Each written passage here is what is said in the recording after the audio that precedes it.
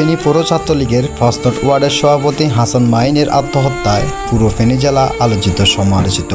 আওয়ামী লীগ সরকার পলায়নের সময় তিনি পাড়ি দিয়েছেন কাতার। এই ছাত্রলীগ নেতা হাসান মাহিন তার আত্মহত্যার ঠিক 1 ঘন্টা আগে তার ব্যক্তিগত আইডি থেকে একটি পোস্ট করেছেন। পোস্টে উল্লেখ করেছেন মেয়েটি ধীরে ধীরে পরিবর্তনের কথা, যেখানে তাদের 1.5 বছর রিলেশনের সময় 1000 থেকেও বেশি তাদের মধ্যে শারীরিক সম্পর্ক হয়েছে বলে জানান। ধীরে ধীরে মেয়ের এই পরিবর্তন দেখে তিনি হতাশ।